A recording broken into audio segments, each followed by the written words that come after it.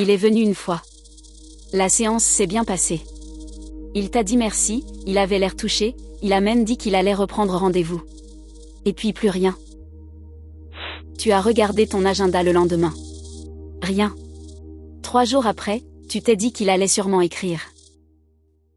Je vais te dire tout de suite ce qui s'est passé, parce que c'est presque toujours la même chose. Il n'est pas parti parce que ta séance était mauvaise. Il est parti parce que personne ne lui a dit ce qui venait après. Et ça, ce n'est pas un défaut de talent. C'est un trou dans le parcours. Un trou que la quasi-totalité des thérapeutes ont, parce que personne ne le leur a jamais montré. On t'a formé à accompagner quelqu'un pendant 1 heure. Personne ne t'a formé à ce qui se passe dans les 10 minutes qui entourent cette heure. Et c'est précisément là que tout se joue. Voilà ce que la plupart des gens croient. Ils croient que si le patient ne revient pas, c'est que la séance n'était pas assez bonne. Donc ils se forment encore. Ils ajoutent une technique, puis une autre, puis une certification. Ils deviennent de meilleurs praticiens, sincèrement, mais leur agenda ne bouge pas. Parce qu'ils réparent quelque chose qui n'était pas cassé. La vérité est plus simple et plus dérangeante. Un patient ne décide pas de revenir à la fin de la séance. Il décide de revenir quand il sait où il va. Tant qu'il ne voit pas le chemin, il n'a rien à décider. Il a juste passé un bon moment.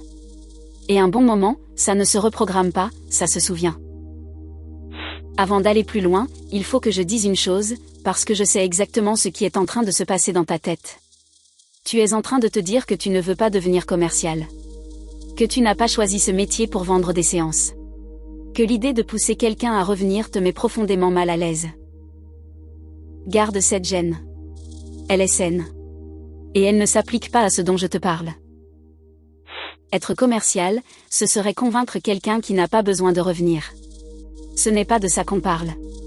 On parle de gens qui ont besoin de revenir, qui en avaient l'intention en sortant, et qui ne l'ont pas fait parce que personne ne leur a donné les informations pour le faire. Ces gens-là ne sont pas protégés par ton silence. Ils sont abandonnés par ton silence. Le patient qui repart avec sa douleur parce que tu n'as pas osé lui dire qu'il fallait 3 séances, tu ne l'as pas respecté. Tu t'es protégé toi. C'est différent, et c'est important de se le dire une fois. Maintenant, l'autre erreur, celle que font ceux qui ont compris le problème mais qui le réparent mal. Ils installent un système. Une carte de fidélité. Un pack de 5 séances avec une réduction.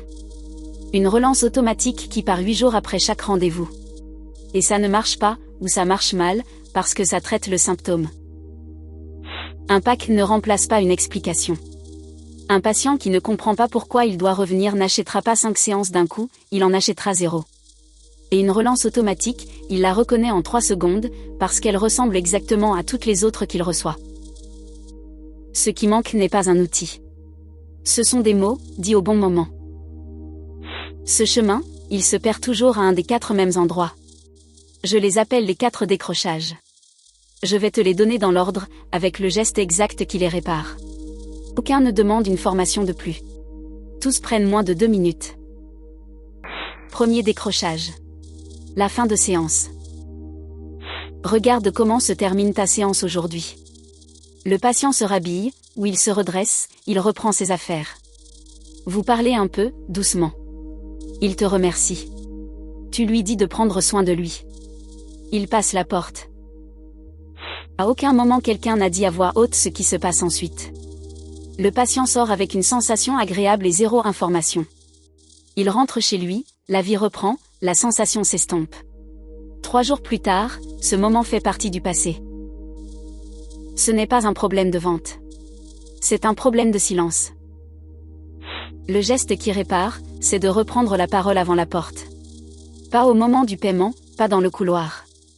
Assis, encore dans la pièce. Et tu dis quelque chose de très simple, qui tient en 3 phrases. Ce qu'on a fait aujourd'hui. Ce qui va se passer dans ton corps les prochains jours. Et quand on se revoit. Ce qu'on a fait, ce qui vient, quand on se revoit. C'est tout. Tu ne vends rien, tu ne convaincs personne. Tu nommes le chemin. Et un patient qui voit le chemin se projette. Un patient qui ne le voit pas rentre chez lui avec un souvenir. Deuxième décrochage. Les 72 heures. Celui-là est le plus injuste, parce que le patient ne t'a pas oublié. C'est même l'inverse.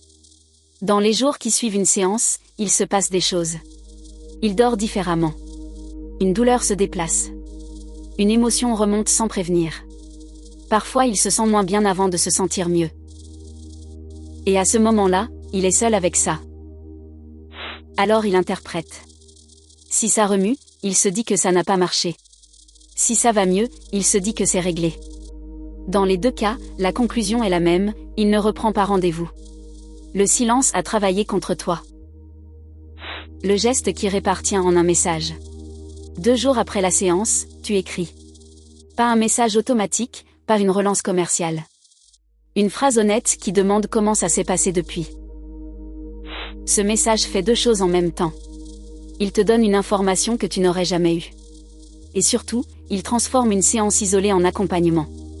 Parce qu'à la seconde où quelqu'un prend de tes nouvelles entre 2 rendez-vous, tu n'es plus un prestataire. Tu es quelqu'un qui suit. Et on ne quitte pas quelqu'un qui nous suit de la même manière qu'on quitte un prestataire. 3e décrochage. La 3e séance. Celui-ci ne concerne pas les patients qui disparaissent. Il concerne ceux qui étaient là, fidèles, réguliers, et qui s'arrêtent d'un coup sans que tu comprennes. Voilà ce qui se passe. Les 2 premières séances, le progrès est spectaculaire. Le corps répond vite, la différence est nette, le patient est enthousiaste. Puis arrive la 3e, ou la 4e. Et là, la progression ralentit. C'est normal, c'est même le signe que le travail devient profond. Le début, c'est la surface qui se relâche. La suite, c'est le fond qui bouge, et le fond bouge lentement. Mais ça, le patient ne le sait pas. Lui, il ressent juste que ça avance moins vite. Et sans explication, il n'a qu'une conclusion disponible, ça ne marche plus. Le geste qui répare doit arriver avant le plateau, pas après. Dès la 2e séance, tu préviens. Tu expliques que le début va vite parce qu'on travaille en surface, et qu'à un moment ça va sembler ralentir, et que ce ralentissement n'est pas un échec, c'est le moment où ça devient sérieux. Quand tu annonces le plateau à l'avance, le patient qui le vit ne se dit plus que ça ne marche plus. Il se dit que tu avais raison. Et il continue. La différence entre les 2 situations est saisissante quand tu l'observes sur tes propres patients. Le même ralentissement, exactement le même, produit 2 réactions opposées selon qu'il a été annoncé ou non. Non annoncé, c'est une déception, et la déception fait partir. Annoncé, c'est une confirmation, et la confirmation rassure. Tu n'as rien changé au traitement. Tu as seulement donné au patient de quoi interpréter correctement ce qu'il ressent. C'est une règle générale, d'ailleurs, et elle vaut bien au-delà de la 3e séance. Tout ce que tu n'expliques pas, ton patient l'explique à ta place. Et il l'explique presque toujours en ta défaveur. 4e décrochage. Le patient qui va bien. Celui-là, presque personne n'en parle, et pourtant c'est celui qui coûte le plus cher sur une année. Ton patient va mieux. Le motif qui l'avait amené a disparu. Il te remercie chaleureusement, il est sincèrement content. Et il s'en va. Pas fâché, pas déçu. Juste terminé. Et tu le laisses partir, parce que quelque part tu trouves ça normal. Il allait mal, il va bien, ton travail est fait. Sauf que ton travail ne s'arrête pas là, et tu le sais. Un corps qui va bien, ça s'entretient. La tension revient. La charge revient. Le mode de vie qui a créé le problème la première fois est toujours là. Le geste qui répare, c'est de nommer la suite au moment où ça va bien. Tu dis clairement que le motif du départ est réglé, et que maintenant il y a autre chose de possible, ne pas revenir au même point. Et tu proposes un rythme d'entretien. Ce n'est pas une manière de retenir les gens. C'est ce que fait n'importe quel professionnel du corps sérieux. Personne ne trouve étrange de revoir son dentiste quand tout va bien. Maintenant, reprends les 4. La fin de séance, tu nommes le chemin avant qu'il passe la porte.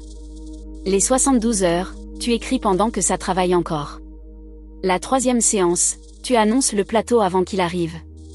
Et le patient qui va bien, tu nommes la suite au lieu de le laisser partir. Regarde-les ensemble et tu vois ce qu'ils ont en commun. Aucun des 4 ne se passe pendant la séance. Aucun ne demande une technique supplémentaire.